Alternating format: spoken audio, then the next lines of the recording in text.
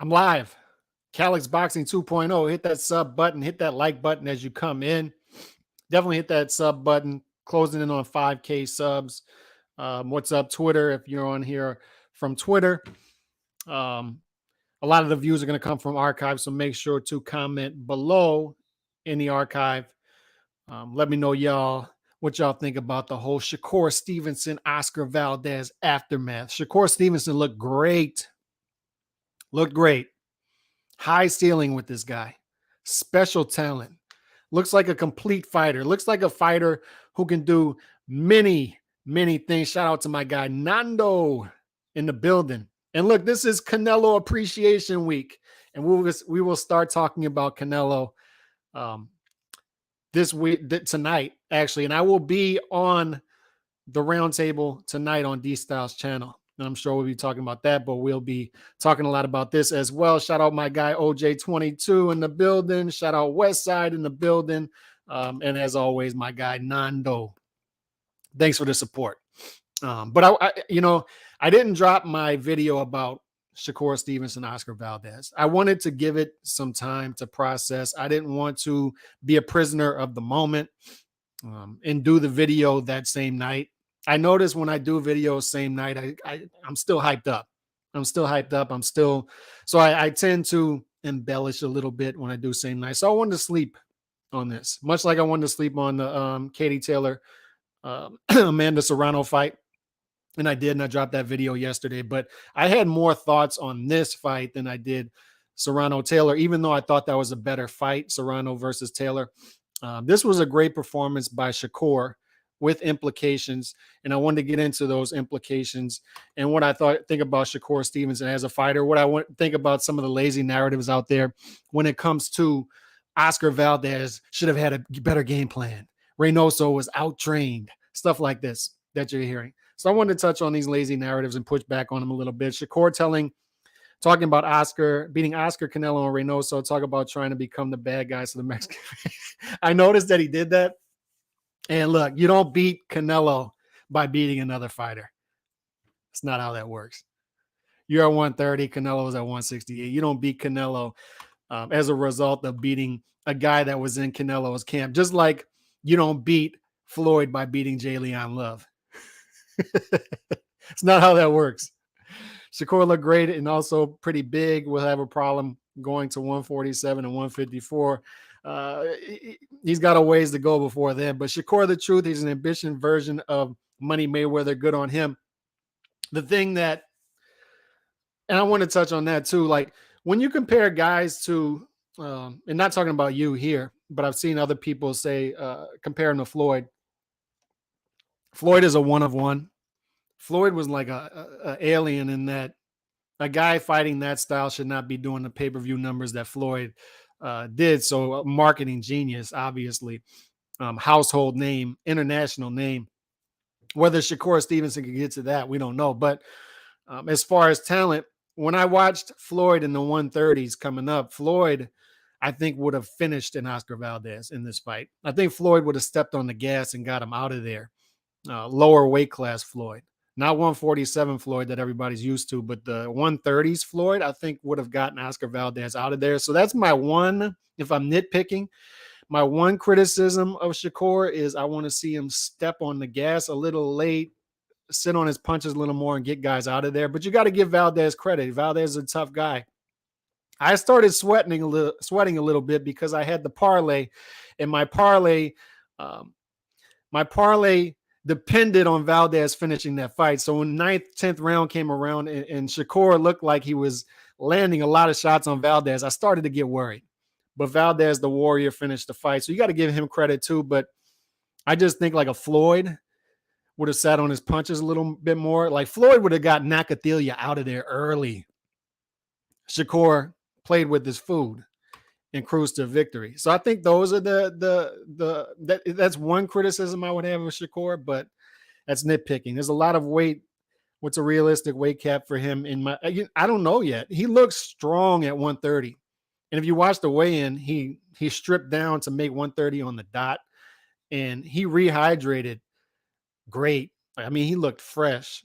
He looked great. He looked like a physically imposing 130 pounder. He went on his front foot from the very beginning. He was not going to allow Valdez to fight on the front foot and push him back. But that's the thing with Stevenson too.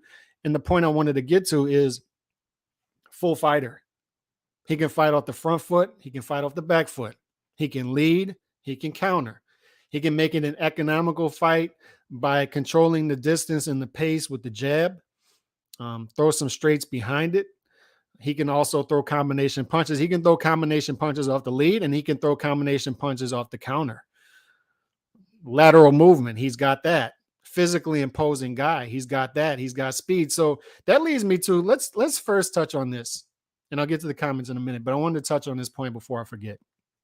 The narrative, one of the narratives after the fight was Valdez and Reynoso should have had a better game plan, and that Reynoso was somehow exposed as a trainer. Reynoso doesn't deal well with when his fighter is fighting against guys who can move, stuff like this. All lazy narratives, in my opinion, because look, man, sometimes you look at horse racing. If a jockey has a much slower horse, there's nothing he can do to make up that distance. I mean, just a little bit he might be able to make up, but he's not going to be able to make up that full distance to where his horse can win the race. Reynoso had the much slower horse in this fight. And Reynoso will have the much faster horse this weekend. Although Bivol may be undervalued, Bivol is a tough fight. Canelo is the healthy betting favorite coming into this fight. So whereas Reynoso had a big underdog coming into this fight, he'll have a pretty heavy favorite coming into this fight this weekend, and you'll see the differences. Reynoso will look like a much better trainer this weekend because he's going to have the much better fighter. And you got to give credit to the trainers in that they're training these guys. They're making him either better or worse, but there are differences. Like when Cotto fought the first fight against Margarito, you say if he would have had a better trainer, he would have won that fight or fared much better in that fight. He didn't have a trainer going into that fight. Him and Evangelista were at odds at that point. And then look what happened the second fight with better training. But this wasn't one of those cases. This was one of those cases where Emmanuel Stewart could have descended from heaven, been in the 8-week training camp, put together the perfect game plan. Wouldn't have mattered. There was no executable strategy that would have won the fight for Oscar Valdez in this fight. It didn't exist. Oscar Valdez tried to go to the body. Oscar Valdez, you saw him earlier in the fight when he was missing by a mile. He was trying to get to the body. He was trying to walk Stevenson down and get to him. He was trying to cut off the ring. He was going to the body. What else did you want him to do? Throw more punches? Okay. He's trying to get on the inside and throw punches. He can't get his feet set because Stevenson moves. Valdez found success in the third round with the straight right. And he had some success with that straight right. But the straight right, the amount of straight rights he was throwing was going down as the fight went on. And that's not because of anything that Valdez was doing. It's not like Valdez abandoned the straight right. Stevenson took it away. If you're watching these guys from the side and Valdez throws that straight right, Stevenson's pulling back a little bit and he's making him miss with the straight right that much. And then he's countering. So naturally, Valdez gets a little shyer with the straight right. Some people might see watching the fight from TV and saying he's hitting with that straight right. Why is he not throwing it? He's missing by that much. And Stevenson is countering. And it's the same thing people say about Mayweather versus Oscar. When Mayweather fought Oscar, Oscar was having success with their jab for the first 8-9 rounds, and then Mayweather took it away. They say, why didn't Ugas throw more punches against why didn't he move more? Why didn't he throw more punches against Spence? Spence took that away from him. Spence bullied him. Spence went to the body, took his legs away, took the jab away by smothering him. He took away his best attributes. It's not like Ugas went in there with a bad game plan or Ugas abandoned that stuff. It was taken away from him. It's the same thing with Valdez. There was no executable strategy for Valdez to win this fight. He was just in there with a much better fighter. Oh, I forgot to get to this one. How biased were Bradley and especially Ward? They forced territory. I thought that both ESPN and DAZN were especially bad on Saturday night. I felt like the zone was missing a lot of the great good work that Katie Taylor was doing in exchanges. And I also felt like ESPN did a bad job of calling the fight. And normally I think ESPN's okay, but I think they did a bad job on Saturday night. Freddie Roach trained and still trains all kinds of dudes who are undermatched. That's right. Like, and that's what good trainers aren't afraid to take that stuff on. They know that they're going to lose. Look, man, like, this is what I say about boxing fans is, and this is why I think we're getting a lot of mismatches and more fighters who are reluctant to take on chances, is because they see that boxing fans treat them as failures when they lose fights. When Valdez has nothing to hang his head about, man. Like, his ceiling in this division is number 2. And Valdez realized that after the fight. Valdez gave him credit. Valdez said, I lost to the better fighter. Reynoso, we lost to the better fighter. And you're going to come across guys like that if you're facing a tough competition, unless you're one of that elite special fighters like Canelo is right now, or like Stevenson looks to be at 130. I don't see a guy who can beat Stevenson at 130. But other than that, you're going to come across those guys. You're just going to lose. And you're not going to lose because of anything that you did. You're just going to lose because you fought the better fighter. So I think that boxing fans see this and they say, oh, maybe he shouldn't have fought that guy, or he was exposed. Valdez wasn't exposed. He's the second best fighter in the division. He's still a really good fighter. He just came across a great fighter. And what he was doing wrong, it's not like he was doing anything wrong in this fight. He should have went to the body more. No, Stevenson took that away from him. Stevenson was countering to the body as well. He should have walked him down more. Stevenson was fighting off the front foot using his leverage. And then when Valdez was walking him down, it's tough to set your feet and get more punches off against a guy like Stevenson. You got to give Stevenson the credit.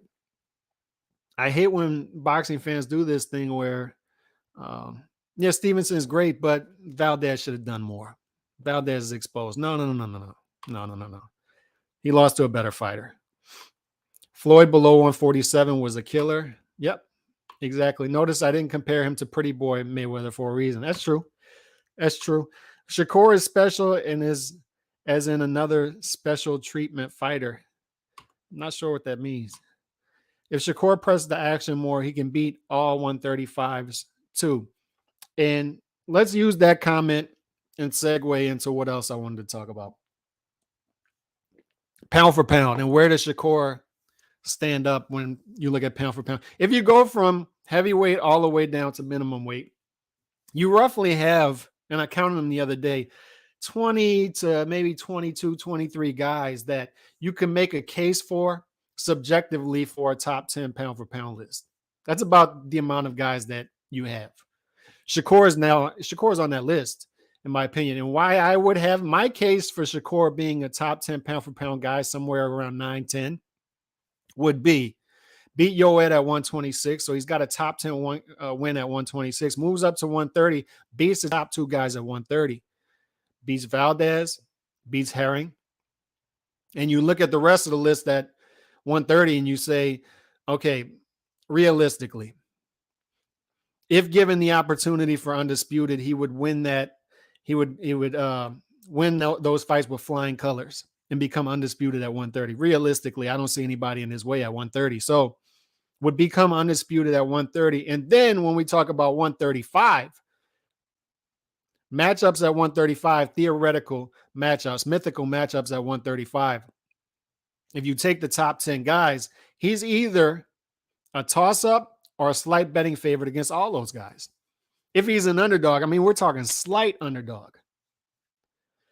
So we have multi-division right there, comparisons with Shakur against other great fighters, and he stands up. On top of that, I had him losing 1 round in this fight, and that may have been a comparative round, if I'm being transparent. The 3rd round, I may have just been comparing it against expectations or what Valdez was not able to do in the first 2 rounds. He used a straight right in the 3rd round, had more success. But I haven't definitively seen Shakur Stevenson lose a round yet in his career. Like, I haven't seen a definitive round where I said that guy clearly beat Stevenson in that round. And that's against Valdez. That's against the top two guys in his division, a top 10 guy at 126. I haven't seen him definitively lose a round. That's against Nakathila, who just beat Burchelt.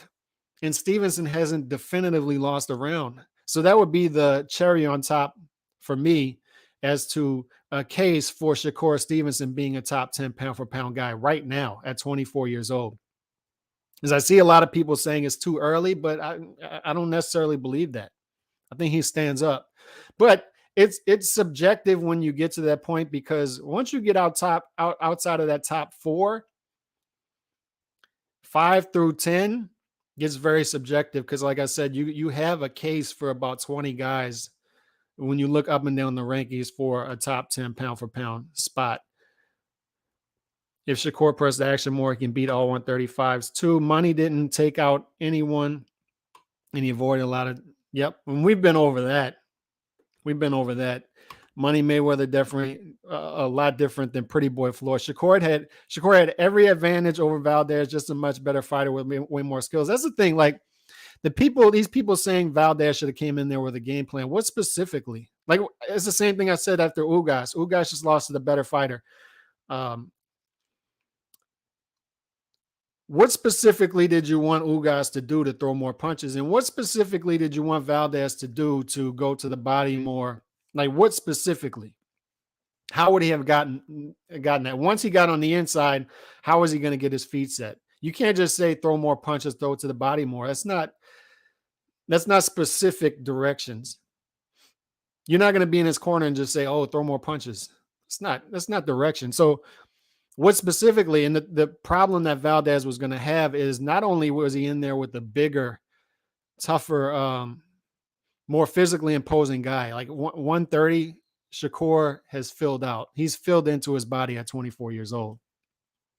He looks peak right now, body-wise. So you're facing a bigger physical guy who, oh, by the way, is quicker. Oh, by the way, is more athletic. Oh, by the way, has better lateral movement. Oh, by the way, not only can he lead, but he can counter. So as I'm coming in, trying to get my foot, and you saw it early in the fight when Valdez is throwing wide punches coming in and then stumbling on himself and missing. How's he going to get his feet set against not only the bigger guy, but the quicker guy? Just the more versatile fighter. You have to have something in your toolbox that is better than the other guy's tools. And I didn't see anything. What specifically is Valdez better at than Shakur? So when you watch the fight and each round goes on and you see, oh, Shakur is much better at everything than Valdez, what's Valdez going to go to even things out? And at that point, it's just trying to land a big punch like Ugas did against Spence in the 6th round, and a couple body punches that Ugas landed against Spence in the 9th round. But you have to have an equalizer, and Valdez wasn't able to set up that big shot. And it looks like Shakur has a decent chin too, because that's the thing you always wonder, like, how is Shakur's chin? How good is Devin Haney's chin? I know he can box, but how good is his chin? How good's Tank's chin? This is what you wonder about guys as they're moving up, and Shakur seems to have a decent beard. Shakur is just a nightmare matchup, and that's what I'm saying. Like, when we look at pound for pound guys, we look in and around the division, how would they stack up with the top fighters? And is there anybody you would say definitively that you would pick against Shakur? Is the question. Like, would you pick Ryan Garcia against Shakur? Would you pick Tank Davis against Shakur? I wouldn't pick either of those guys. Would you pick Kambosos against Shakur? It gets a little more interesting at this point. Would you pick Devin Haney against Shakur? Would you pick Lomachenko against Shakur? And all of these matchups make you think is the thing. You're not going to say, oh, I definitely picked that guy over Shakur. I don't see a guy at 135 that I would say comfortably that guy would beat Shakur. I don't anyway. Maybe some of you do. I wouldn't. McCaskill was hating on Katie. Yeah, jab that like as you come in, and make sure to comment in the archive. It's about 90% of my views are archived. So make sure y'all are hitting that like if you're watching this on archive and commenting below. He's a pound for pound dude. And I'm sure me and D-Style will talk about this more tonight. And we talked about this coming in. I felt like the winner is going to punch their ticket into the top 10 pound for pound. And they are. Stevenson is definitely in mine right now. At least 4 warnings, including talks in between rounds for holding out the jab, and the 5th warning called. And that would be my one criticism of the fight too is referee did a bad job with that. He finally gave him a hard warning. I think it was like the 10th round. By that time, too late. But yeah, he did a lot of that, a lot of those tactics. And a lot of that too is like the NBA thing, right? Like Michael, Kobe, LeBron got away with doing stuff that is against the rules. Shakur is going to get away with. He's a special talent. He's going to get away with some of that stuff. He can do it without you noticing. Although we noticed this here, he should have gotten points taken away for extending that jab, for extending the right hand. Definitely should have gotten a point taken away, I believe, for multiple low blows. But that would be my one criticism of Valdez in this fight is that's something he could have done. Vigilante justice. When a guy is continuing to go low and he's not being warned, not giving a hard warning from the referee, you gotta. Teddy Atlas used to talk about this in the books he wrote. You got to go low. You got to go back low. The referee's not going to hand out justice. You got to take justice into your own hands. Even the score. Go low on him as well. Zab Judah against Miguel Cotto. My guy Cotto went low against Judah multiple times. I feel purposely early in the fight, Judah should have went back. Should have went back low.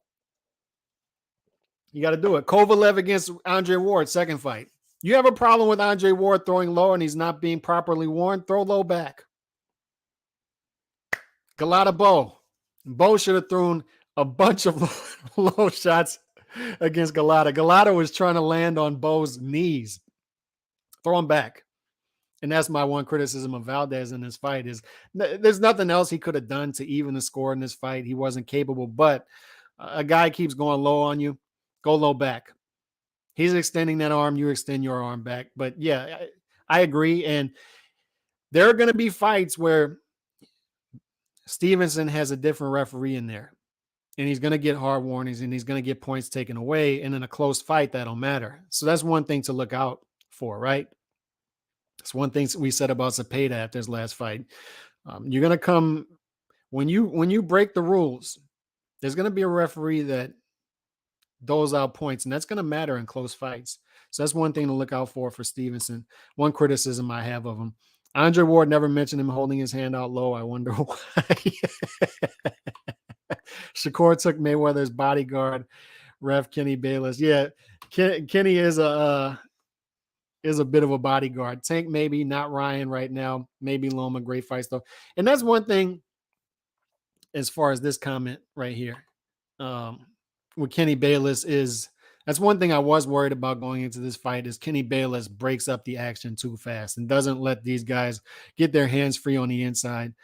And Kenny Bayless was Mayweather's bodyguard in several fights. Didn't he do the second Maidana fight where Floyd got a lot of help in that fight? I think that was Kenny Bayless, but it wouldn't have mattered in this fight. Tank maybe, not Ryan right now. Maybe Loma, great fights though. I wonder what people see in Tank, because when I see Tank versus Shakur, I see Shakur wiping him out, but I guess maybe it's the punching power, right? And athleticism, explosiveness. So I think people have a point with that. Maybe Tank's explosiveness, his athleticism matches up with Stevenson, so maybe he'll be able to land that equalizer against Shakur Stevenson to see if Stevenson's beard is as good as we think it is. So yeah, I could see. It's just hard to say with Tank because he hasn't fought top competition. It's just tough. Valdez should have given receipts. Yeah, no one will low blow Canelo, too risky. That's right. The referee is gonna. Canelo is the ultimate A side. So the referee is going to step in if Canelo complains. And not only that, Canelo's not going to sit back and let a guy low blow him. If there's not going to be a point taken, Canelo's low blowing too. Shakur spoke about Valdez's mental makeup, though, that he wasn't tough enough for this fight. So maybe no surprise he didn't go dirty for the fight. And I think both fighters showed proper respect after the fight, though. A lot of that stuff coming into a fight is just trash talk. Shakur is made more like Money Mayweather than Pretty Boy. Yeah, and I will say this, though. It's unfair to compare these guys to Mayweather, but I will say of all the guys that I've seen them compared to Mayweather the past 10 years, and they generally do this to the Black American fighters coming up that are like in their early 20s. And it's unfair. It's unfair for these guys because nobody's going to be able to fill those shoes. But Shakur looks the part the most out of all of those guys. Like when I watch Shakur fight, I'm like, that's just a special dude. I've been saying it for a little over a year now, and people keep telling me, pump the brakes, pump the brakes. He's not there yet, but it just looks the part to me. Explosive power out of nowhere makes Tank dangerous. Yeah, I would agree with that. He's definitely got that athleticism and power. What about Ward talking about stopping the fight in the 9th round? No. And that's another thing. Like Valdez wasn't close to being. And Shakur doesn't have the track record of stepping on the table. And it's important. It's like that tough area, right? Like if you're in the corner, if you're Reynoso, do you stop the fight and save him for another day? But it's important for these guys to finish a fight in their mind. And Valdez wanted to finish the fight clearly. And also Valdez never stopped trying to win. He never gave in. It wasn't possible for him to win the fight, but you can tell he was trying. Even like if you watch the 12th round, the beginning of the 12th round, he was trying to throw wide shots to land something all the way to the end when Stevenson's running around the ring and Valdez in the last bell tries to land a hook. He was trying. He was trying. It was important for him to finish the fight. And yeah, Andre Ward was bad. The OLU one that can give Shakur. The OLU one that can give Shakur. Oh, the only one that can give Shakur fits is Haney. I don't know. I don't know if I'm as high on Haney as a lot of other people. I don't know about Shakur made a great fight look ordinary. That thing being said, could win age well, sure. But as of right now, I'm not throwing the word great around. And that's fair. That's fair. I just think there's levels of greatness. So you don't, like Canelo's great, right? But I consider Canelo special great. So although I say Shakur's a special talent, he hasn't realized that talent yet. But I think he's on that lower level of greatness already at 24 years old. I think if you reach top 10 pound for pound level at some point, you would say that guy's on the lower level of greatness at least. So I guess there's just levels to it. But I do consider Shakur great right now on that lower level, and he has the potential to be a special fighter. He has the potential to be a top 1, 2, 3 pound for pound guy. Potential. That's not most of the time that's not realized.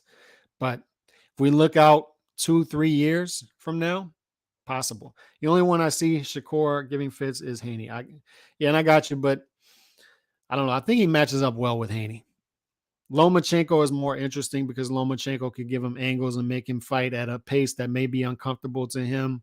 Tank with his explosiveness as well.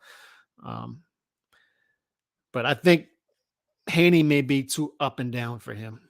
Like too straightforward, technical, a guy he can figure out, and a guy who he can get to his chin. Mythical matchup. I'm not taking, Prime Mikey Garcia. Prime Mikey was good. Prime Mikey was great. That's a tough one. That's a tough one.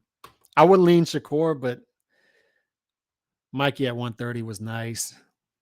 Did Canelo team really believe Valdez would win, or did the gym take too much heat from the PEDs that they felt he needed to take this fight to take off some eyes? No, I think Canelo pushed for this fight. Reynoso pushed for this fight. They just want. I truly believe that Canelo is genuine and that he wants to face the top competition and that he wants his fighters, the fighters in his gym, to do the same. I think that's why he was critical of Ryan Garcia. I think there was friction. That's why there was friction there. Canelo wants to be around dudes that are going to test themselves. And he saw that Shakur was the number one guy, was the best guy in the division. Go face him, see what happens. And I love that. I love that about Canelo. That's the reason he's my favorite fighter in the game today. There are no justifiable criticisms of Canelo right now, in my opinion. You're not going to tell me that, and more on that, I want to save that stuff, but you're not going to tell me that Charlo, Boo Boo Andrade, Benavidez are better matchups, better fights than Bivol, Golovkin, Beterbiev. We're going to save that for Canelo Appreciation Week. Let's see. Defensive heavy style. Does Shakur have to turn the heel so to sell a casuals a la money? Possibly. I just hope he doesn't. That's possible. I just hope he doesn't. I hope he keeps a good head on his shoulders, and I guess there are levels of turning the heel, right? Like talking trash, all that's good, but going too far with it, being the bad guy constantly, I don't know if he needs to do that. I think over time the talent will speak for itself. So let's see. This is a tough thing about comparing it. There's no prime Mikey. That's what makes it tough. But Mikey down there is much different than welterweight Mikey. Like Mikey he was nice down there. But Shakur is going to be able to put it together for a longer term, it looks like, than Mikey did in those lower weight classes. Got his head on his shoulders, it looks like, better than Mikey did. Looks like a harder worker. Yeah, I guess people are saying, what do you mean prime Mikey? Styles make fights, and Andrade has the best style for Canelo, in my opinion. The thing about Andrade is he just postponed his fight again. You can go back and look at all the postponements that Andrade has had throughout his career, fights he's pulled out of, and cancellations, fights he didn't agree to. There were good terms for him at that point. He's just not a reliable guy, and he just postponed his fight again due to a shoulder injury. So I just don't take kindly to guys who are complaining about not getting a fight with Canelo when they're not reliable guys. 160 Charlo. How reliable is he? Benavidez has been his own worst enemy. I'm supposed to be over here crying crocodile tears for these guys not getting a Canelo fight. So whether that's a good matchup, better matchup for Canelo or not, going up to 175 and facing Bivol is a tough fight. And we're going to talk about that throughout this week. Tough fight, tougher fight than people are giving it credit for. Shakur already wore Mexican sombrero. Yeah, and that stuff is fun. It's fun. But there's a point when you can go a little overboard with it. And I don't think that Shakur has to go there, at least yet.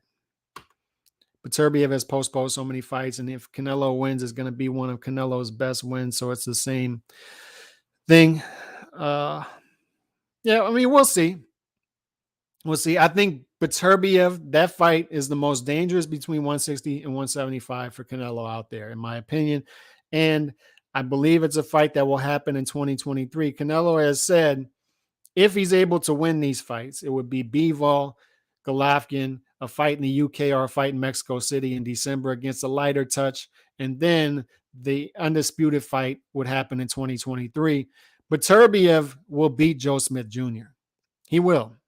He'll beat him. And when he does that, and if Canelo beats Bivol, the undisputed fight at 175 is one fight away. And I think that will be the first fight of 2023 for Canelo, if he's able to get through this. And that's why I want to start Canelo Appreciation Week this weekend, is we're assuming that he's going to get through this. And that assumption tells me that we all believe he's a special fighter. Because it's not normal to go up to 168 from 160, become undisputed, and then talk about going up another weight class and becoming undisputed in that weight class and being the heavy favorite in all of those mythical fights. And then talking about going up to cruiserweight and fighting champions. Special fighter. Special fighter. And maybe this is a fight we'll see one day. But I just want to give my comments on Shakur while I had some time today. Shakur, special talent. I already think he's on that lower level of a great fighter. I think he's already lower end of top 10 pound for pound, which is subjective, but I think he's there, in my opinion, on my list anyway. And great performance to where he made a good fighter look average on Saturday night. There was nothing Oscar Valdez could have done about that. Reynoso's game plan wasn't terrible. So I just want to touch on those things. Today, y'all enjoy the rest of y'all's day. I will be on D-Style Boxing's channel tonight talking more about this